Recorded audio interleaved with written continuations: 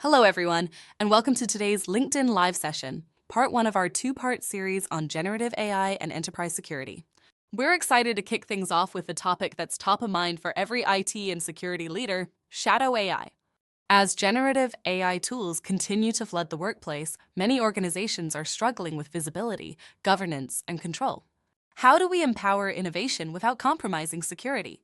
Today's conversation will explore exactly that, with insights from some of the most respected voices in the field. We're joined by Bradley Schaufenbuel, Vice President and Chief Information Security Officer at Paychex, Michael Shieh, CEO of Mammoth Cyber, and leading today's discussion is Dr. Chase Cunningham, Zero Trust Strategist and longtime champion for practical, secure enterprise transformation. We're thrilled to have you here, so let's get started. Chase, over to you. Hey, welcome to Securing the AI-Driven Enterprise. I'm Chase Cunningham, or Dr. Cunningham, or Dr. Zero Trust. Appreciate Mammoth Cyber inviting me in here to talk about this. We're going to go through a whole bunch of different topics. We're lucky that we have someone from a major organization here that's going to talk about how they deal with this. Bradley is the CISO at Paychex. And Bradley, would you mind giving us just a little bit of background on who you are and what you do and how you're looking at things for your company?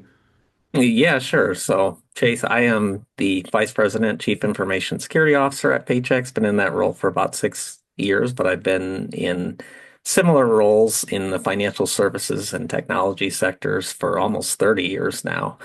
But at Paychex, we safeguard critical employee personal and financial data. AI drives fraud detection, HR workflows, and client chatbots, but it's also a magnet for attackers using AI-powered phishing, deepfakes, and automated exploits. BYOD, contractors, and M&A create a dynamic attack surface. It's a relentless fight to maintain trust and security.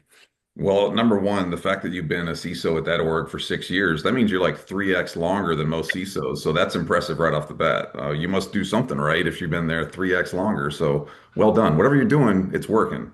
Oh, well, thank you.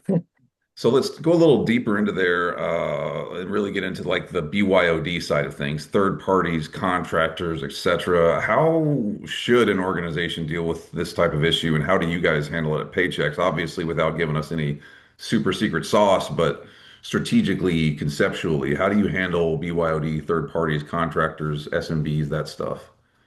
Well, we're all in on zero trust architecture. So every device enrolls in MDM with strict policies, no unapproved apps, mandatory zero trust network access, and real-time monitoring. Contractors get scoped access, and SSE ensures that consistent network security policies across both the public cloud platform and on-prem. And we're always looking for ways to digitize further and tighten endpoint controls. Behavioral analytics identifies insider risks like unusual patterns of access to sensitive data. Well, it's good too that you're talking about the strategic side of zero trust, and I would imagine for an organization as large as yours, is this is this something that's only manageable with the policy type capabilities we have today, or are you guys, you've been evolving in ZT for a while. Where were you and where is this kind of going? Yeah, we were kind of in the traditional realm of VPN clients with full network access, but obviously have moved into this zero trust network access so we can shrink the footprint that every employee has access to when they're connected remotely. And you said ZT. I want to just kind of standardize on that. Are you guys heavily aligned on 800/207, or is there everyone in ZT world seems to have their own biblical reference? Like, what is the ZT Bible for you guys? Yeah, we're using the NIST standard. 800, yeah, 207 seems to be the kind of common one. I think it's a great one, honestly. It makes a lot of sense. So, pivoting slightly, Michael, you guys offer capabilities that kind of align with this overall need. How how does it look to you? I mean, how does an organization deal with this with technology? Yeah, we actually, looking into the space from a different angle. Traditional, zero trust is try to solving in the networking layer, but with our product, with the enterprise browser, it's really moving that security model into the endpoint. So with that, from the endpoint, from the browser-centric solution. We try to do a zero trust on the networking side to really regulate, who can access what. But the other hand is we actually also apply the zero trust into the device side because especially for BYOD for the contracted access, usually the company doesn't own the device. They cannot manage that. But with a browser that we can extend the control to really detect the posture of the third-party device and be able to enhance certain control before user can connect into your network. I think that's something that enterprise browser can bring into. Yeah, so let me take this just a little bit on a tangent here because this is a question that I run into all the time in ZT workshops is the ability to push the controls within ZT policy out to endpoints and users and those things. I would argue that the user of the browser are probably one of the most ultimate kind of unmanaged endpoints because people do weird things and the browser is this kind of, wild, wild west of what goes on the internet. Like Michael or Brad, I'll start with Brad. How should an organization think about that problem and the risk that's associated there?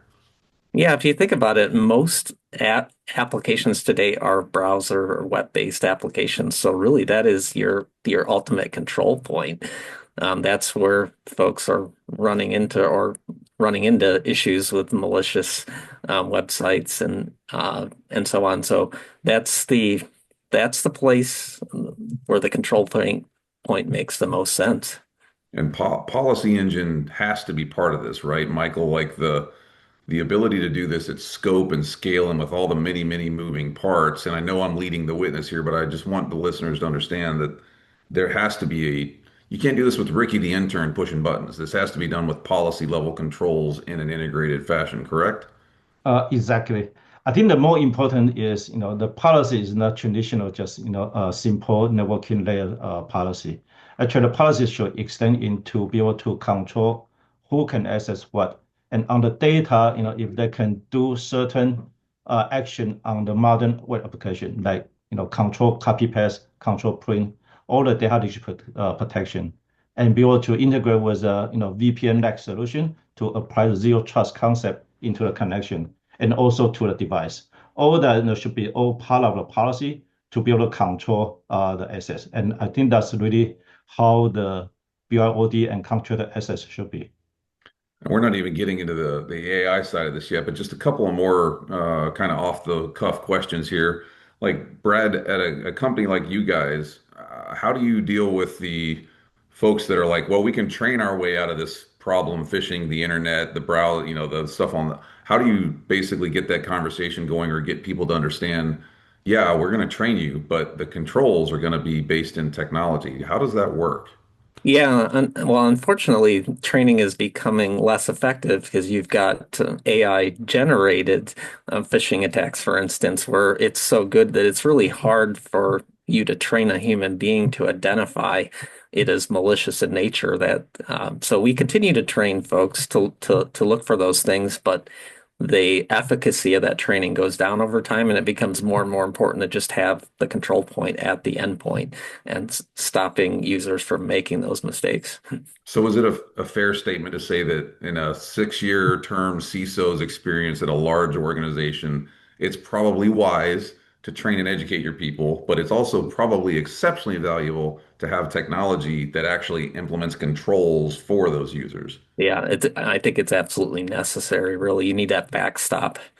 There you go, folks. Like I've been trying to find a CISO who would actually come out and say it for forever, so we found one. Brad, thank you. You've just validated years worth of my, griping and moaning. Glad And I could help. Michael, when he sort of started transitioning a bit into the AI side of this equation. I mean, I saw a stat recently that said that phishing attacks are up 4,000% since Chat GPT came online. How how do we deal with this if we're not using technology? Is there nothing else we can do, or is the browser-based thing really where everybody needs to realign? Well, actually, the browser is really the right place for the phishing attack because it doesn't matter if the message coming from the email, from the text, it eventually come to the browser. And from the browser, actually, of course, I fully agree with Brett. Training is good, but eventually, the attack get more sophisticated. It's harder to, depends on the human being to really be careful to monitor through all the different attack. But with the browser that we can really help user to really monitor what they are looking at, and we have also multiple data point, include what's the screen they're showing, what's the URL transition to, and what's the age of the domain. All that become the richer information to help to identify if this is really a phishing attack or just a random normal email. And that's really helpful to help user and the organization to defeat the phishing attack. Yeah, and I think one thing for the folks that do listen to this is like when you look at 800-207, they talk about PDP and PEP and all these pieces. The ultimate goal of ZT, I would argue as a ZT guy, like is to try and push those controls as far out to the edge as possible. And like Brad said, I mean, all of us are using the browser for pretty much everything all the time. It doesn't make sense to ignore that critical control point. I want to transition to just slightly into the M&A side of it because Brad, you brought it up and let's pick at that wound a bit. How do M&A things get handled for an organization like Paychex? Well, we're intimately involved in all phases of M&A activity. Pre-close, we perform extensive cybersecurity due diligence and we assess the target's security posture. Post-close, we integrate the target into our zero trust network access solution, prioritizing identity and network segmentation. We've seen acquired firms with outdated VPNs, obsolete systems, and unencrypted protocols, so we move pretty quickly to close those gaps. And what do when you identify gaps in that offering or in that acquiring or acquirer, how do you sort of enforce that those things have to be fixed? Because a lot of folks in other organizations just kind of go, I don't want to know, they'll or I, the no see, no hear, no evil. Like, how do you say we're making you do this? Yeah. Well, fortunately, I have the good executive level support to go in and do what we need to do to mitigate the risk to an acceptable level. So we just present it as a series of risks that need to be mitigated, and that's usually all that's required to get the go ahead and enforce those controls. Risk-based decision making, what a crazy concept. It's only been around for forever. I mean, it blows mind. People still argue about it. So, Michael, with that being the way that, a company like Paychex is handling M&A, what's your perspective on how the frameworks, 800, 207, 53, et cetera, how does technology align to enabling those frameworks when M&A is in place or in process, rather? Yes, I think during the M&A phases, it's a tough, for a company to really do that because at that time their system is not fully integrated, but they all need to access certain confidential information from either side. So that create a kind of a vote about, how do we do that, without trust system in place, but be able to connect to the other company to get the confidential information. I think in this place, enterprise browsers come in handy because they have full control and full data isolation capability to be able to protect the data while allow the user be able to access those critical information for them to really do their job. So I think for the M&A scenario, the enterprise browser actually is a really a simple tool, but it's also very effective and powerful to allow the process go smoothly.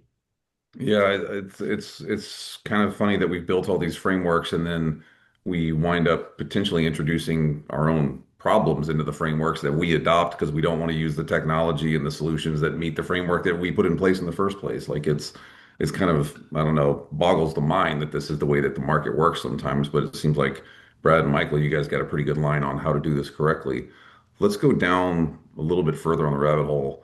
Like for a CISO, especially a 6-year CISO, I'm just going to keep beating that to death because it impresses the hell out of me. Like, Brad, what is a must-have for your organization as far as leading that charge? Yeah, so my must-have are zero trust architecture, so good identity and access management practices, least privilege, network segmentation, AI-driven threat detection with tools like EDR, employee training and on phishing and AI misuse, but obviously a backstop on the technical side, and then a battle-tested incident response plan if we recover, so that we can recover quickly if we're compromised.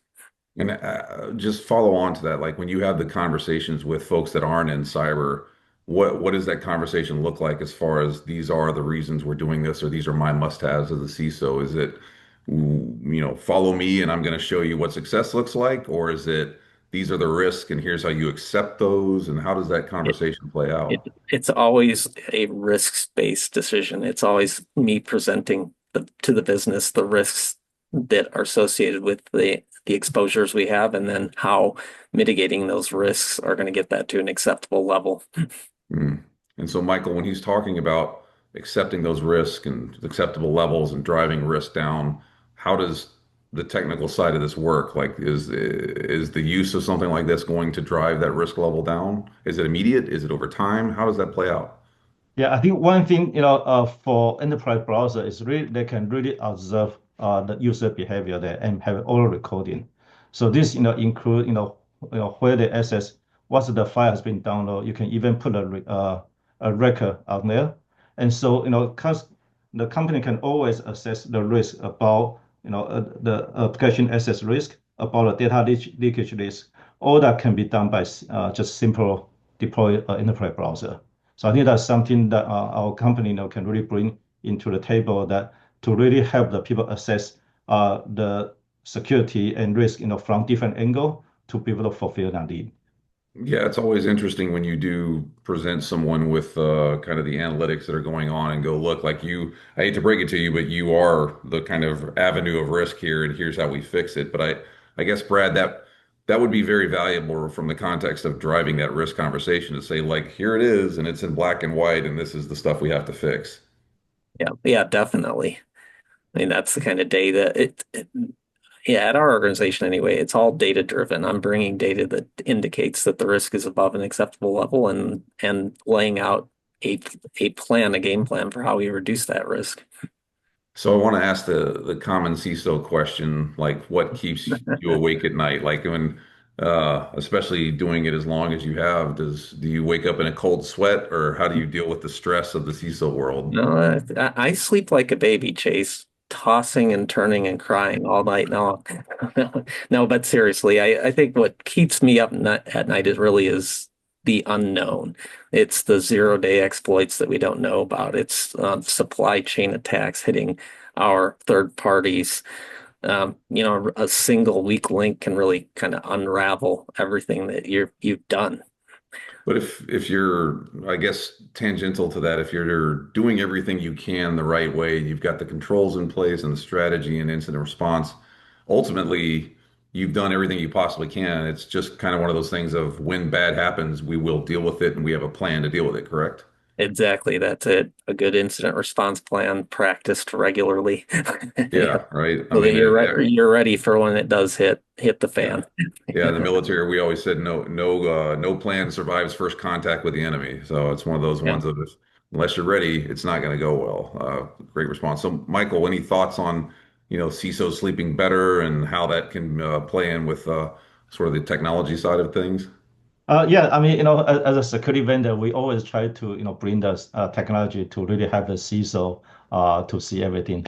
For our product, enterprise browser is, I think it's, we try to simplify the task, because the deployment is easy, just a application like the browser, and we can provide a lot of telemetrics to really help CISO to see what's going on and identify the risk. And that's something that our technology can help.